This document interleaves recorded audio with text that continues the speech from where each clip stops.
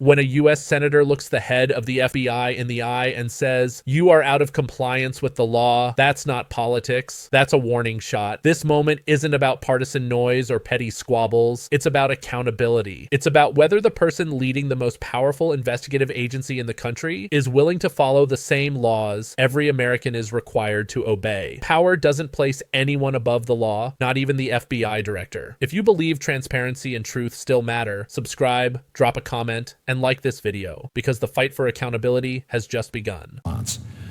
Let me ask you about the spend plan for fiscal year 2025. I mean, this is supposed to be a hearing, I know, on fiscal year 2026 budget. I said we got a little paragraph from the FBI about that. But one of the things this committee and the law requires are spend plans for the current fiscal year. In fact, when we passed the continuing resolution, we required that agencies provide their spend plans for fiscal year 2025 within 45 days of enactment. We're now 54 days after that, and we've gotten nothing from the FBI. This is a typical spend plan. For example, this is for fiscal year 2024, the most recent fiscal year. Director Patel, will you comply with the requirement that the FBI submit a spend plan? Senator, I will comply with the requirement, and I believe I have to work with OMB on the apportionment of that, so we're working on that. Can you give us a date? The fiscal year's 25 is, ticking away. Can you give us a date by which we'll get the spend plan that's already overdue? I'll speak with OMB and get back to you on a date this week. So the hang-up right now is OMB? It's an interagency process, sir. I'm working through how to get these spend plans But forward. the ball is in OMB's court right now, not the FBI's court, is what you're telling me. It's in both of our courts, sir. Okay. Well, right now, as one of the lead law enforcement officers, you're out of compliance with the requirements of the law. So I hope you will lead by example and get it to us. With respect to the congressional budget justification here, we don't have one. In other words, we have your one paragraph.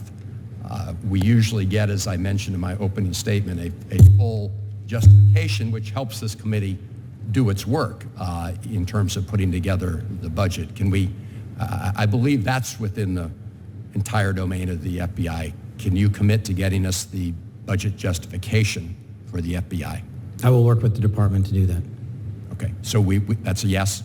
I will work with the department. I have to report to DOJ on that and work with them to get you that plan. Okay. All right. Well,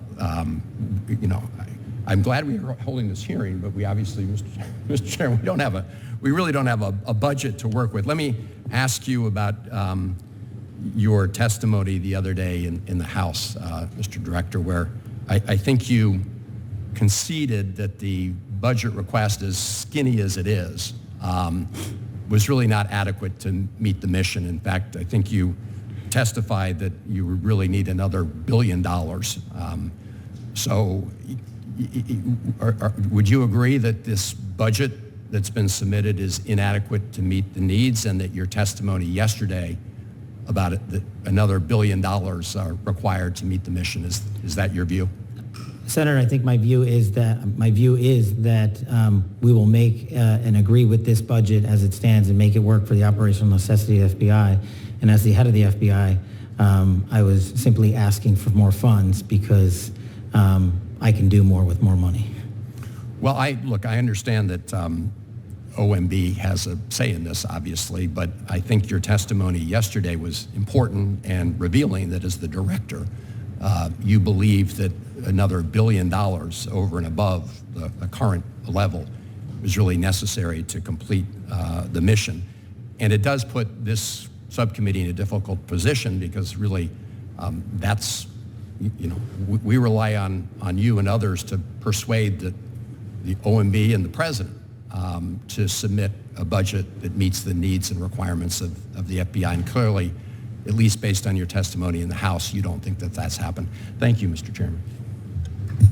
Thank you, Senator. What Senator Van Hollen did in that moment wasn't a partisan stunt, and it wasn't political theater. It was a reminder of something far more foundational, a test of whether public institutions in this country still answer to the law or to raw power. Because when the head of a federal agency as influential as the FBI sits before Congress and openly acknowledges that his department is out of compliance with a legal requirement, that isn't a clerical issue. That's a constitutional crisis in miniature, and it matters more than the headlines will ever capture. Congress doesn't demand spending plans to shuffle paperwork or create busy work. Those plans exist because they are a key piece of the checks and balances that keep democracy from turning into rule by decree. They show lawmakers how public money, your money, is being used, what priorities are being chosen, and whether taxpayer funds are going toward missions the public actually authorized. If an agency ignores that requirement, they aren't being slow. They are severing one of the only mechanisms citizens have to ensure the government isn't operating in the shadows. Senator Van Hollen exposed something deeper than negligence. He exposed a culture that has been growing inside the executive branch, a culture where oversight is seen not as a duty, but as an annoying speed bump. When powerful appointees begin believing that compliance with Congress is optional, they start governing like transparency is a favor rather than an obligation. And when transparency becomes negotiable, accountability dies quietly behind closed doors. That's what made Kash Patel's evasive response so alarming. His promise to coordinate with OMB and get back to the committee later sounded procedural, but the subtext was unmistakable.